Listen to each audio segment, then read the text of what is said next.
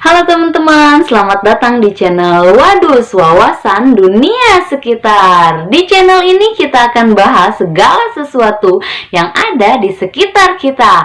Apa kalian ingat serial kartun tentang biksu berusia 12 tahun yang memiliki tanda panah di atas kepalanya dan mampu mengendalikan 4 elemen, yaitu air, api, tanah, dan udara? Yaps, betul banget, apalagi kalau bukan Avatar The Legend of Aang. Sudah cukup lama ya kartun tersebut tidak tayang di televisi. Untuk mengobati rasa kangen sama kartun yang satu ini, ayo kita bahas pengendali udara terakhir, The Legend of Aang. Tapi sebelum itu, seperti biasa, jangan lupa subscribe, like, share, dan komen ya. Saatnya kalian semua duduk yang manis, siapin bubur ayam Cianjur, teh manis anget, keripik kaca level 7, dan kita mulai intro.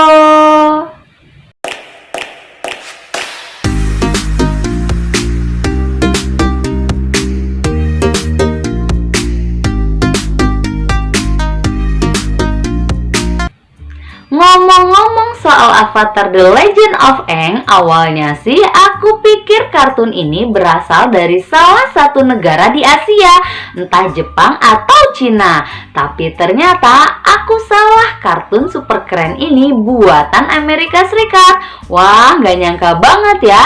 Nickelodeon memang terkenal dalam pembuatan sederet serial kartun fenomenal seperti SpongeBob SquarePants, Fairly Odd Parents, Jimmy Neutron, dan tak ketinggalan Avatar The Last Airbender atau yang terkenal dengan nama Avatar The Legend of Aang. Avatar The Legend of Aang sering mendapat penghargaan sebagai kartun terhebat sepanjang masa karena menawarkan sesuatu yang sangat berbeda dari serial kartun lainnya.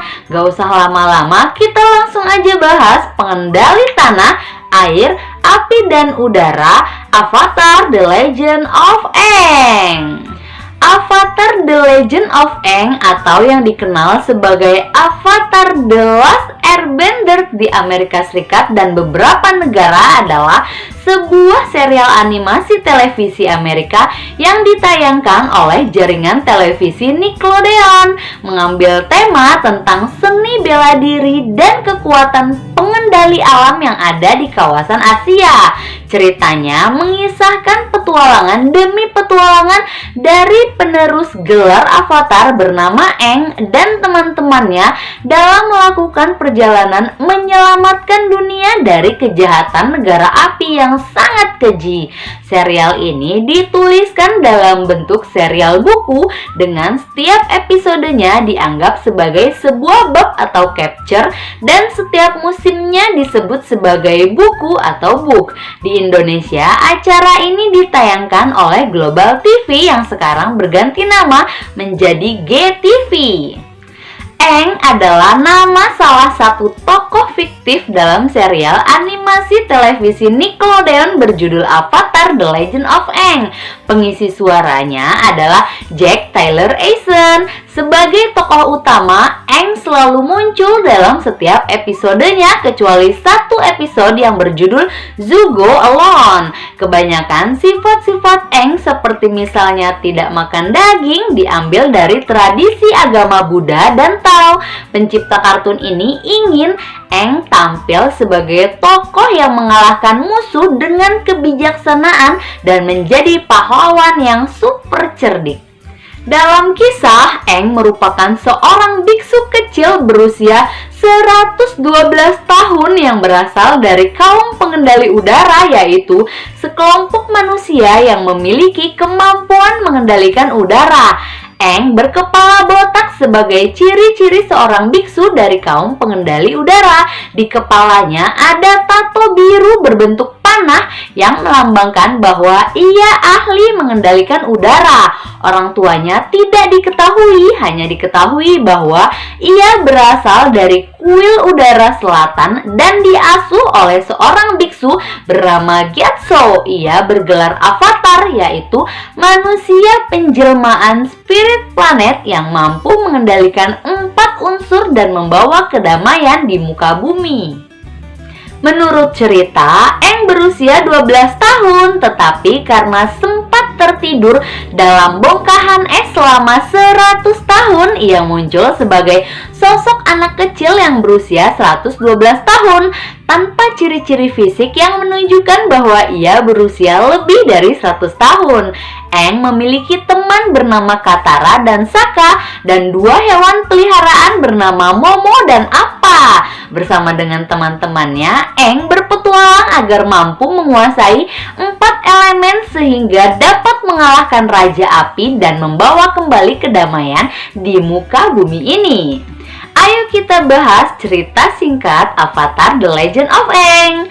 Dalam kisah kilas balik dalam episode The Storm, ketika Aang masih kecil, ia tidak tahu bahwa ia sebenarnya seorang avatar atau reinkarnasi dari spirit planet ketika ia memilih 4 mainan tertentu di antara ribuan mainan lainnya. 4 mainan tersebut adalah seruling kura-kura dari tanah liat yang melambangkan air, baling-baling yang digerakkan dengan benang melambangkan udara, babi monyet dari kayu melambangkan tanah, dan genderang tangan dari kayu melambangkan api.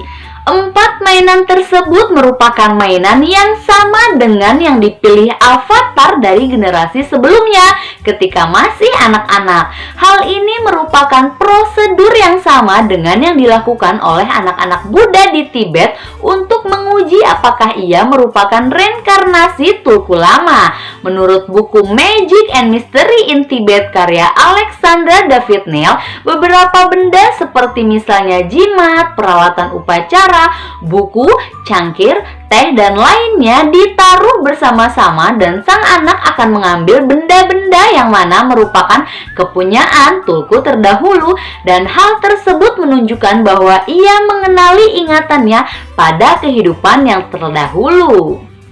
Hidup Aang berubah setelah ia mengetahui bahwa dirinya adalah seorang avatar yang harus mempelajari 4 elemen dan membawa kedamaian di dunia.